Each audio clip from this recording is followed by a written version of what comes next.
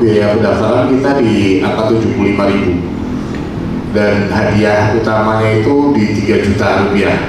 Jadi memang sampai saat ini sudah ada sekitar sudah puluhan lah untuk pendaftar yang sudah masuk ke kami. Ada sekitar 40 tenan. Jadi terbagi dia menjadi paket dari Wantilan, Desa Adat Renon, di Jalan Dukan Balian sampai kemudian di lapangan Bajrasandi.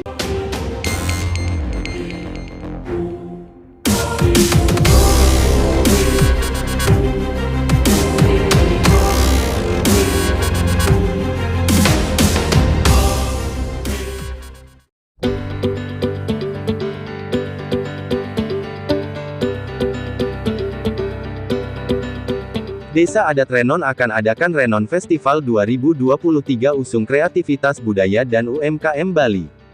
Dengan tajuk Kandapat yang mengartikan persaudaraan yang satu rasa, kokoh dan berkesinambungan ini mengartikan Renon memiliki keeratan dengan lingkungan atau banjar sekitar. Kenapa kami ada di Desa Renon yang sekarang ini? Karena entah apa yang terjadi pada saat itu, zaman itu, nah akhirnya kami warga semua penduduk yang tadinya bertempat tinggal di Sanur Kau itu, Sanur Kau di Belanjong namanya, Prasasti Belanjong. Nah itu terjadi sesuatu, apakah itu terjadi peperangan atau apa? Nah akhirnya kami mengungsi, leluhur kami mengungsi ke tanah Renon yang disebut sekarang Desa Adat Renon itu, yang tadinya mungkin itu masih lahan kosong di situ. Nah, akhirnya kami lama-kelamaan sampai sekarang ini sudah ada kurang lebih 5 abad. 5 abad kita sudah tinggal di situ. Nah, untuk perayaan pertama ini festival Renon ini atau Renon Festival ini kami rangkai dengan perayaan yang pertama 5 abad kami sudah tinggal di Desa Renon itu jadinya.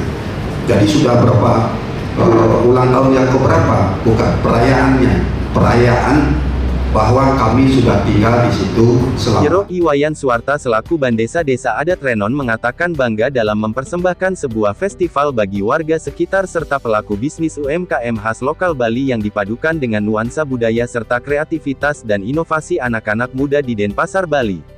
Untuk menambah meriah suasana ini, Renon Festival juga mengadakan lomba bale ganjur, lomba layang-layang, pertandingan e-sport dan lainnya. Ini diperuntukkan untuk semua kalangan dan saat ini yang mendaftar juga sudah cukup banyak, sebut event Direktur Radianto Pancara atau ARA. Materi-materinya hampir sama dengan festival yang lain. Kira-kira ada beda yang budaya. Kira-kira apa yang membedakan dengan yang lain ini? Sementara saya lihat di Renon itu ada kesenian khas, misal kesenian khas Bali Cina, gong beri, gong beri. Nah itu bagaimana mengidentitaskan Renon dengan yang itu? Apakah ingin menunjukkan itu juga? Makasih. Main dengan kategori yang sudah secara umum di perkembangan karya Ahon. Jadi kita ada kategori bebean, ada kategori pecukan, dan ada kategori jangan, juga jangan buntu. Yang baru muncul di sini adalah layangan bebean jago, ya.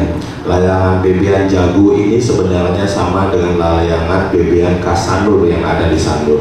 Pada event Sanur Festival pasti muncul layangan bebean khas Sanur, tapi pada Renon Festival, Renon KF Festival, kita memunculkan layangan jago sebenarnya. Tertarik untuk UMKM-nya, Bapak sekarang. Tadi kan ini sebagai wadah UMKM juga.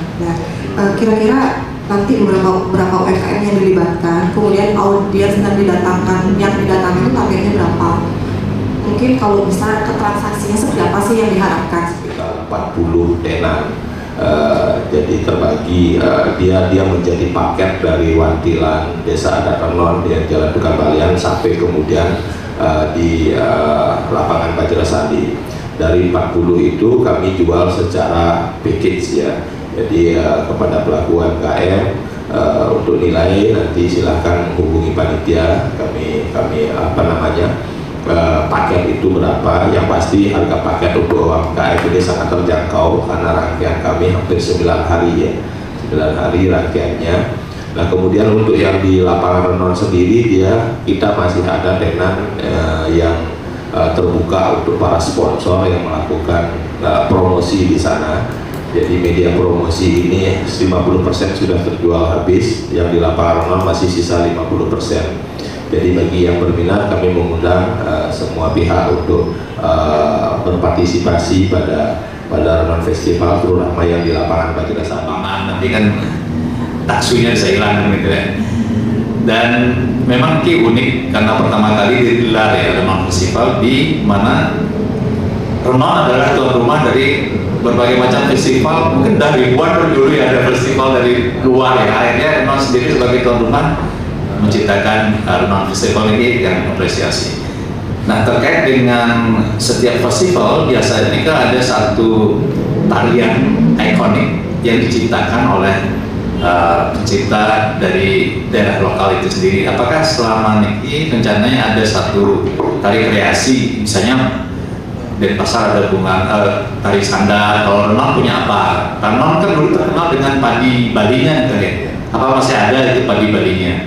Apa itu juga dimunculkan nanti di semacam stand pameran, slideshow-nya, sejarah dan sebagainya? Untuk Renon nanti kita dalam festival Renon ini kita akan membuat semacam tarian itu nanti kita bekerjasama dengan kebetulan kami punya Bapak Lurah. Mereka juga memang ininya basicnya memang di seni, jadi mereka akan menggarap itu semacam seni tari yang menceritakan nanti bagaimana kami yang kami ceritakan sempat tadi itu, bahwa kami dari prasasti Belanjong itu ya, prasasti Belanjong. Nah kami asal muasalnya memang dari situ, warga kami, masyarakat kami, leluhur kami. Nah terus sampai situ apa yang terjadi di situ, akhirnya kami mengungsi ke lahan kosong yang tadinya sebelum namanya Renon, yang tadinya disebut Renon. Renon itu sebuah tanah yang sangat subur dan di sana masyarakatnya hidupnya sejahtera, makmur. Makanya di situ disebut Renon. Renon itu lama-lama sebutnya menjadi Renon. Ya seperti itu. Jadinya kami punya sejarah sebenarnya Renon ini. Ya tadi juga ada sebuah kapal dulu ya konon, terus membawa berbagai macam alat perang, baik itu berupa bendera, alat-alat pedang, pakaian, kostum putih sama hitam, dan juga peralatan gamelan itu sendiri. Mungkin itu dulu dipakai penyemangat untuk berperang itu. Jadi ada bentuknya, terus ada gongnya sendiri. Makanya gongnya itu namanya gong beri karena beda. Di sini dia tidak ada bentuknya gitu, moncongnya itu tidak ada. Jadi dia lurus seperti itu aja. Jadi datar seperti itu. Makanya disebut gong beri di sana. Nah terus untuk tariannya sendiri itu Tabaris Cina itu menyusul.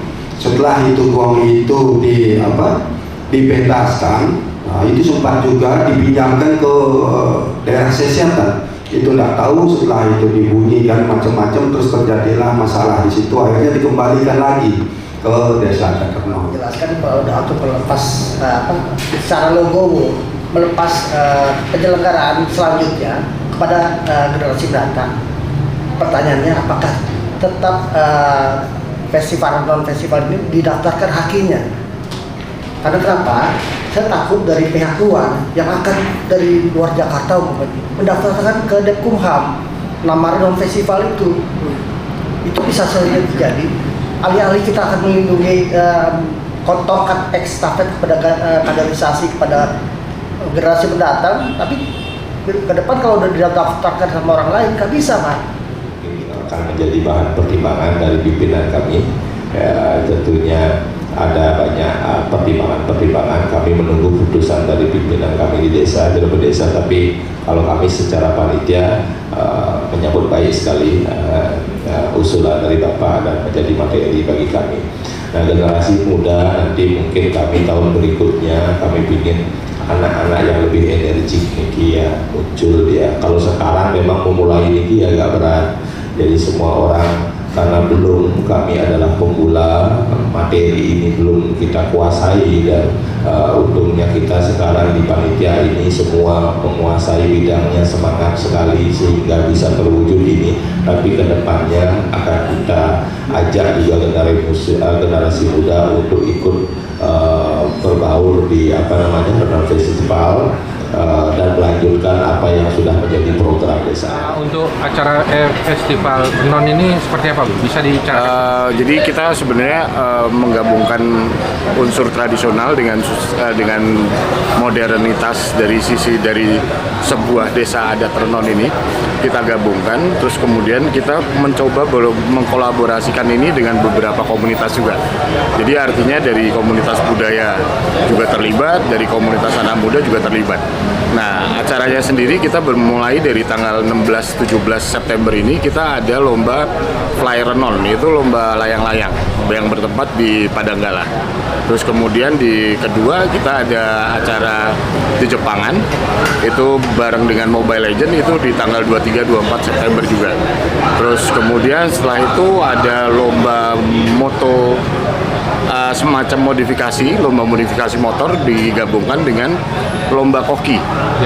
Nah, kemudian di bulan November kita akan ada lomba Bleganjur, kemudian ada lomba sepeda hias, dan termasuk di situ di dalamnya nanti akan ada kayak jegek bagus untuk wilayah Renon. Nah, di puncaknya kita akan menggabungkan dari berbagai unsur musisi di Bali itu untuk berkolaborasi selama 3 hari di lapangan Renon. Targetnya seperti apa, Bang? Target pengunjungnya karena ini memang kita mengambil venue-nya beda-beda, setiap event pasti akan beda-beda. Jadi kayak misalkan di layang-layang karena kapasitasnya gede banget mungkin kita bisa 1000. Terus kemudian untuk di Wantilan sendiri untuk acara di Jepangan, kemudian sampai ke acara Pekan Budaya itu kita akan bermain di angka 500. Tapi untuk di acara puncak kita perharinya target kita 2000. Gitu. UMKM sendiri berapa banyak yang akan UMKM kita sediakan slot itu sekitar 40 slot, sudah terisi 50%, dan itu ada yang dipaketkan jadi dari event pertama sampai event terakhir, dan ada juga yang terpisah sesuai dengan event masing-masing. Oke, terima kasih, Ble. Sama-sama. Awak Media Gatra Dewata melaporkan.